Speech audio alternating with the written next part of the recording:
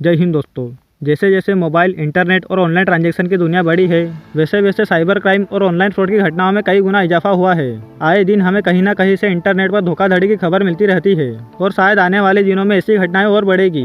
भारत में cyber crime के ऐसे ऐसे मामले देखने में सामने आए हैं जब लोगों ने फ्रॉड करने के तरीके को सुनकर अपना माथा पीट लिया। इन लोगों के ऑनलाइन फ्रॉड करने के कई तरीके होते हैं, जिसमें यह टारगेट को कॉल करके या मैसेज करके उसे अपनी बातों में फंसाते हैं। ये लोग ज़्यादा पैसे कमाने का या इनाम पाने का झांसा देते हैं। कुछ लोग इन फ्रॉड करने वालों का शिकार हो जाते हैं, क्योंकि ये लोग इन फ्रॉड करने वालों की बातों में आकर अपनी पर्सनल जानकारी इनसे शेयर कर देते हैं और फिर उन्हें लाखों रुपए की चपल लग जाती है।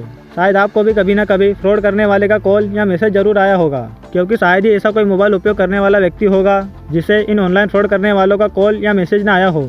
आए दिन हम हजारों लाखों रुपए के ऑनलाइन धोखाधड़ी की न्यूज़ सुनते हैं, लेकिन दोस्तों आज हम आपको एक ऐसा ऑनलाइन फ्रॉड के बारे में बताने जा रहे हैं जिसमें हजारों लाखों का नहीं बल्कि करोड़ों रुपए का ऑनलाइन फ्रॉड किया गया। जी हाँ दोस्तों, हम जिस फ्रॉड के बारे में आपको बताने जा रहे हैं वह कोई साधारण फ्रॉड नहीं है, बल्कि भारत में किया गया अब तक का सबसे बड़ा ऑनलाइन फ्रॉड है। ऑनलाइन फ्रॉड के इस केस में एक व्यक्ति को करोड़ों रुपए की चपल लग गई।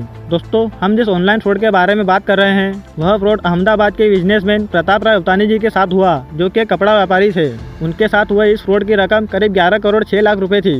उनके साथ हुआ यह ऑनलाइन फ्रॉड भारत का अब तक का किसी के भी साथ हुआ सबसे बड़ा ऑनलाइन फ्रॉड है। आपको बता दें कि 62 साल के कपड़ा व्यापारी अवतानी के साथ हुई इस धोखाधड़ी का खुलासा उस वक्त हुआ जब उन्होंने जनवरी 2020 में इसकी रिपोर्ट दर्ज करवाई। इस शिकायत में अवतानी ने कहा कि उन्होंने एक बीमा पॉलिसी खरीदी थी जिसमें ज़्यादा रिटर्न देने का वादा करके उन्हें ठगी करने वालों ने अपने जाल में फंसाया। दरअसल मार्च 2016 में प्रताप राय अवतानी ने अपनी पोतियों के नाम पर प्राइवेट बैंक से 50-50 हज़ार की 2 बीमा पॉलिसियां खरीदी।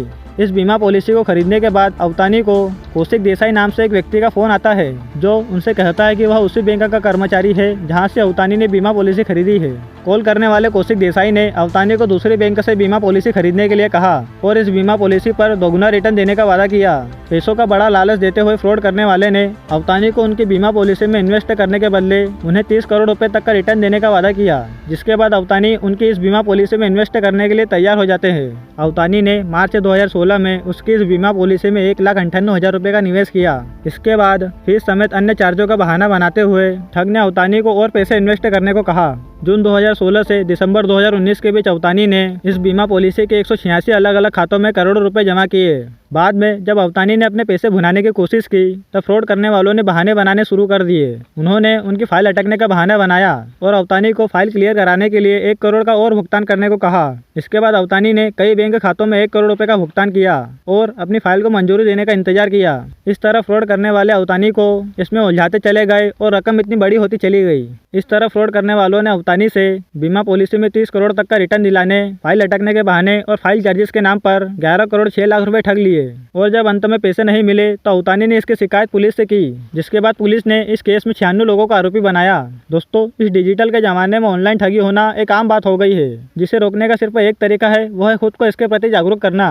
आप कभी भी अज्ञात नंबरों से आने वाले फ़ोन कॉल और वेबसाइट पर अपनी पर्सनल जानकारी बिना जांच पड़ताल के शेयर न करें और न ही इनकी बातों में आए।